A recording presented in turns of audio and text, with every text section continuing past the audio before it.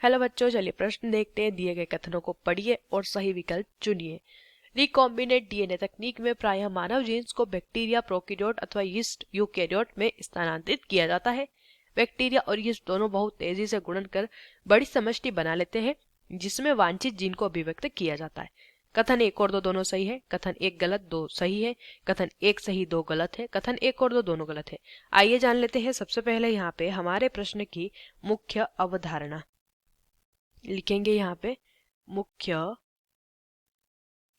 अवधारणा, हमारे प्रश्न की मुख्य अवधारणा यहाँ पर संबंधित है। देखिए, रिकॉम्बिनेंट डीएनए तकनीक के बारे में बताना है।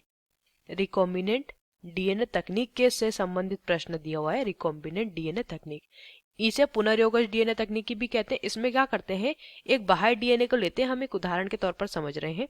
एक बाह्य डीएनए लेते हैं, उसमें किसी वांछित जीन को हम ले लेते हैं कि इसकी हमें प्रतियां तैयार करनी है। अब इसे एक डीएनए वाहक के साथ जोड़ेंगे और क्या करेंगे, पुनर्योगज डीएनए बनाएंगे।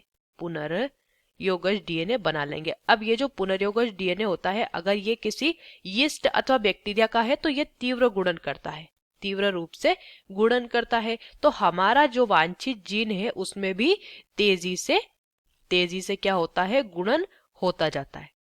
अब यहाँ पे जो दिया है कथन एक, रिकॉम्बिनेंट डीएनए तकनीक में प्राय मानव जीन को, जैसे कि उदाहरण ले सकते हैं जो मानव इंसुलिन तैयार किया गया है जिसे ह्यूम्यूलिन के नाम से जाना जाता है, उसमें क्या करते हैं, मानव इंसुलिन का जीन वो जो होता है उसे एक जीवाणु के वाहक के साथ क्या करते हैं, प्रतिकृत करते हैं पुनर्योगज तकनीक द्वारा।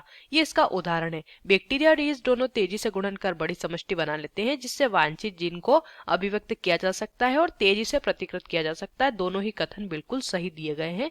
तो कथन एक और दो दोनों सही वाला विकल्प हम सही करेंगे। बाकी में कथन एक गलत है तो ये गलत हो जाएगा। कथन एक सही, दो गलत है, ये भी गलत है। एक और दो दोनों गलत है क्योंकि दोनों सही है तो ये विकल्प गलत हो जाते हैं। अब यहाँ पे विकल्प हमारा ए जो है वो सही सिद्ध होता है। आशा करते हैं आपको इस प्रश्न का उत्तर समझ आया होगा। धन्यवाद।